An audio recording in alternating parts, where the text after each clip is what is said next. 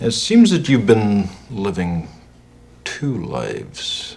Welcome to MsMojo, and today we're counting down our picks for so-called twin movies that have similar concepts and were released within a year or two of each other. My brother. A twin. Number 10. Mirror Mirror and Snow White and the Huntsman. You go, lads, it's off to work. He starts whistling, I'll smash his face. Before Disney began its live-action remakes, fairy tale revisionism was having a moment. The story of Snow White was retold in both of these 2012 movies. I think it's time we change that ending. No, Snow, you're trying to mess with tried and true storytelling. It's been focus grouped and it works. Just let me save you. Please, open the door. Open the door, Snow. Released in March, Mirror Mirror stars Julia Roberts as the evil queen, envious of her stepdaughter's beauty. More overtly comic, it pokes fun at the villain's vanity. You look fabulous, Your Majesty. Fabulous.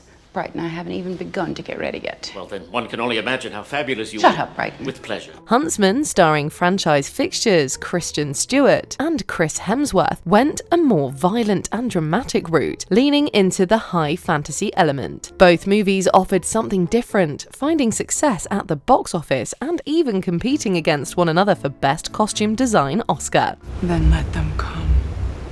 Let them break their skulls on these stone walls. And bring me my prize. Number 9. Fire Fraud and Fire.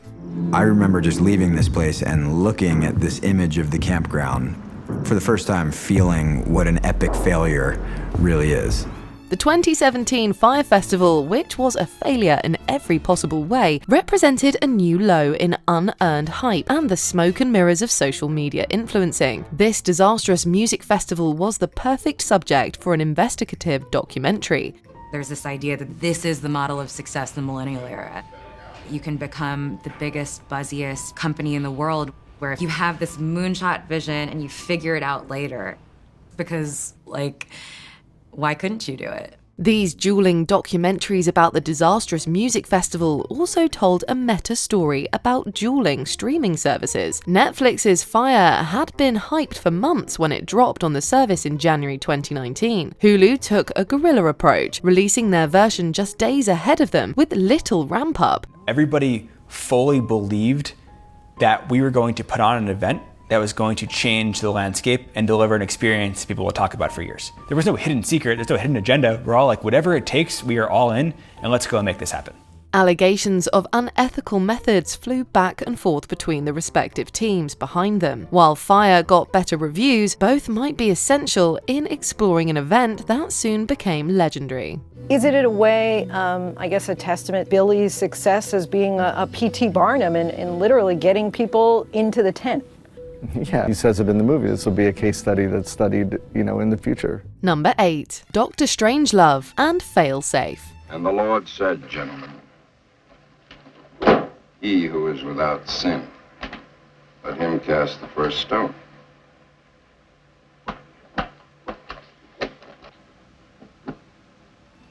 In the wake of the 1962 Cuban Missile Crisis, Sidney Lumet and Stanley Kubrick both made wildly different movies about a possible nuclear apocalypse. Failsafe remains faithful to the serious tone of its inspiration, with Henry Fonda playing an American president trying to stop a nuclear war with the Soviet Union after an accidental detonation. We're to blame, both of us. We let our machines get out of hand. Still, it was an accident. Two great cities may be destroyed. Millions of innocent people killed. What do we say to them, Mr. Chairman? Accidents will happen. I won't accept that. Dr. Strangelove is largely about the same exact thing, only Stanley Kubrick saw so much irony and human folly in mutually assured destruction that he couldn't help but make a dark comedy. Hey, what about Major Kong?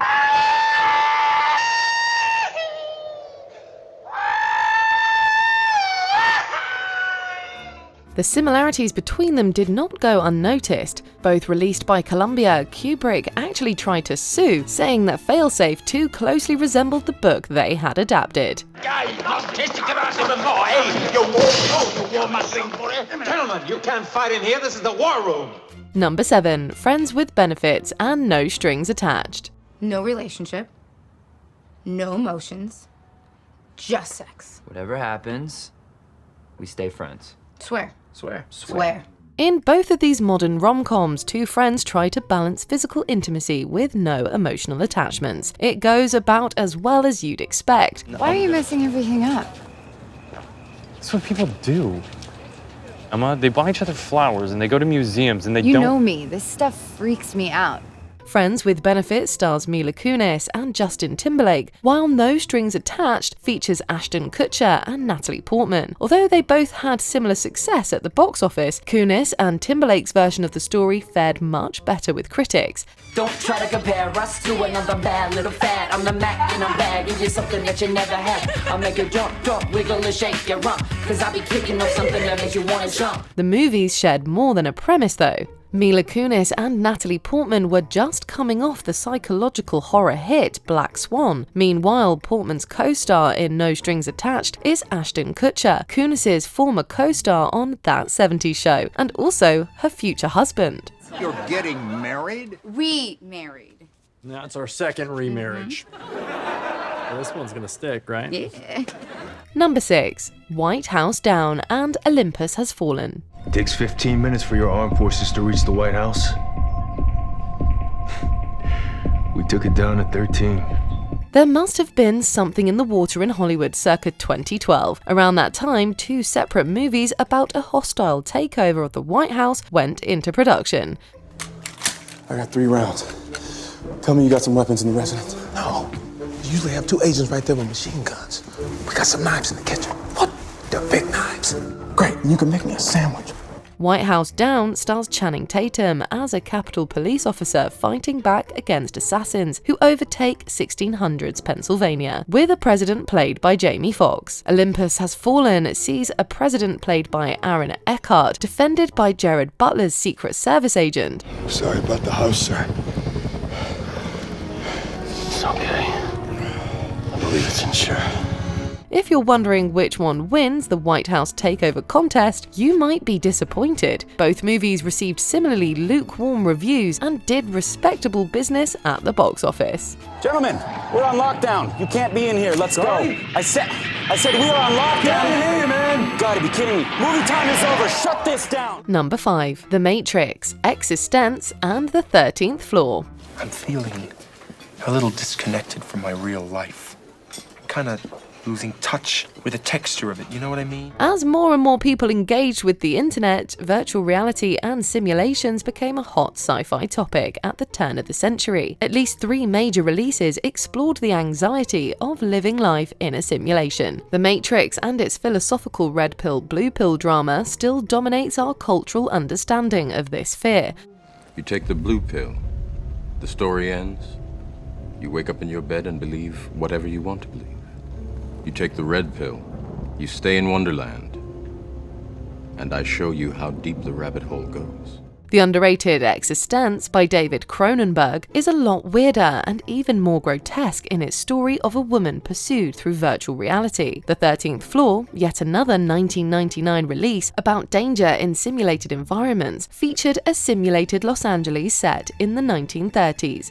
I fell in love with you before I even met you. How can you love me?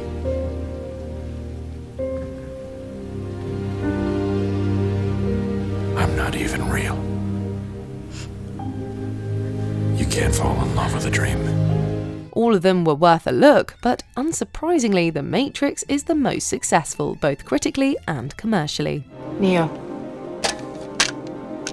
No one has ever done anything like this. That's why it's going to work. Number 4, The Truman Show and EdTV.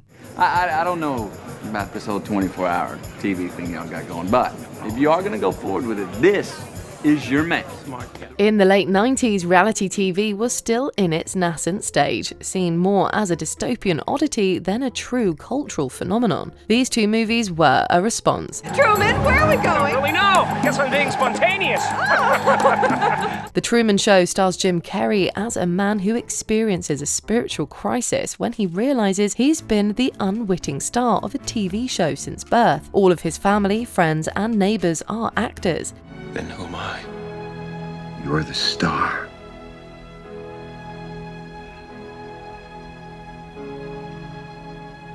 was nothing real. You were real. That's what made you so good to watch. EdTV, while more overtly wacky, actually presents a more familiar version of what would become reality TV, as its main character chooses to live his life in front of cameras 24/7. Though it features a delightful performance from Matthew McConaughey, it was released too soon after The Truman Show to have a chance with critics or audiences. They got you, man. Just go home. Go home, Gomer. Number 3. Dante's Peak and Volcano. Oh, look at this nice little town. And that's so all snug and cozy right against the mountain. Yeah, just like Pompeii. Released 2 months apart, these disaster movies pitted modern science against the awesome and destructive power of volcanic eruptions. The tar pits themselves are on fire, and they're right now spilling out onto Wilshire Boulevard. It's coming right up out of the ground itself. It's as if the tar caught fire, melted, and somehow expanded. Pierce Brosnan stars in Dante's Peak as a volcanologist sent to investigate seismic activity near a long-dormant volcano in the Pacific Northwest. Volcano sees Tommy Lee Jones having to deal with the formation of a volcano under Los Angeles itself. It is unlikely, but it is a possibility. We have a history of that here in the downtown area? Paddock routine. 1943, a Mexican farmer sees smoke coming out of the middle of his cornfield. A week later, there's a volcano 1,000 feet high. Okay. There's no history of anything until it happens. Then there is. Although both were considered pretty mediocre, Volcano got slightly better reviews at the time. Dante's Peak gets points for making more money, being more scientifically accurate, and having one of the most upsetting deaths in any disaster movie. Hang on, Grandma. It's just another 2 miles to the ranger station. I think I have another 2 miles left in the race. Sister, please. It's okay. No, Grandma. Good to stay on my mom. Number 2. Ants and A Bug's Life. Haven't I seen you somewhere before? Well, maybe, and then again, maybe not. And then again, youch. DreamWorks' Bug movie was actually a leftover pitch from co-founder Jeffrey Katzenberg's days working for Disney. It focuses on an anxious ant whose individual nature goes against the community of other ants. A Bug's Life by Disney Pixar features a similar storyline of an ant cast out of his colony, who must save them all from predator insects. You're supposed to look for bugs, not dandelions. You leave him alone. He knows what he's doing. That's right. Here I go, for the colony, and for oppressed ants everywhere! Conflict erupted between former colleagues and friends, Katzenberg and Pixar's John Lasseter, and even Pixar's backer, tech entrepreneur Steve Jobs. Accusations of plagiarism ignited a press war. DreamWorks even bumped up Ants' release date to compete with A Bug's Life. These termites, these guys are not going to put up much of a fight, right? I mean, we're talking about pushovers, right? Not really, kid. Despite their rivals' best efforts, Pixar won out. Their movie was simply more suited to a younger audience, and the reviews and ticket sales reflected that. Oh, this was such a bad idea. You see, Hopper, nature has a certain order. Before we unveil our top pick, here are a few honourable mentions. The Illusionist and The Prestige, 2 2006 movies about magicians and illusion set in the 19th century. A real magician tries to invent something new that other magicians are going to scratch their heads over, you know? Yeah, and then you sell it to him for a small fortune. What? Well, I suppose you have such a trick, Mr. Baldner. Actually, I do. Tombstone and Wyatt Earp. These 2 star-studded westerns covered the famed gunfight at the OK Corral. We intend to disarm them and take them in, Doc. You understand? Oh, I understand, Virgil. But do you think they will? Capote and Infamous. 2 biopics of writer Truman Capote were released within a year of each other. It's the one experience that unites rich and poor. I suppose I'm able to endure it because I can alchemize what wounds me into art.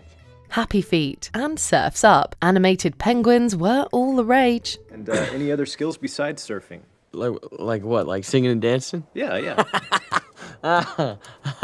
No, not me, man. I just surf. Elvis and Priscilla. 2 biopics with wildly different takes on the same relationship. Watch out!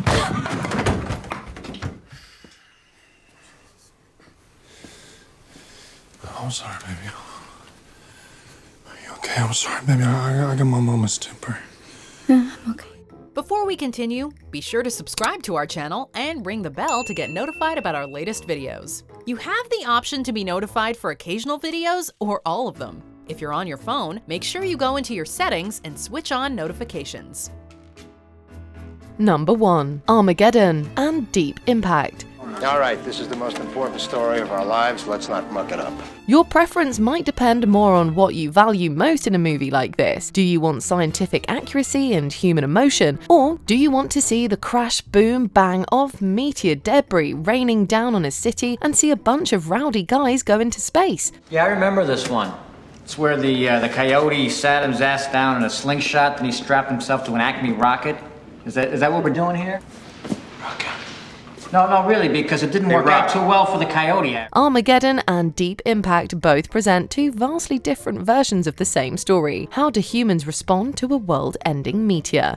It is only prudent that we now take cautionary steps to ensure the continuation of our way of life, to guarantee that there will be enough of us left to rebuild a new world in the unlikely event that the comets do strike the Earth. Deep Impact takes a shockingly real and studied approach, showing the limits of our power when confronted with the cosmos. Armageddon is a testament to how blowing stuff up is sometimes the best answer. Two guesses which one made more money. Houston, we're coming home. We copy that, Freedom. You, Harry. You the man. In a contest of similar movies, which gets your vote? Tell us in the comments. It's important to know when you've been beaten. Yes.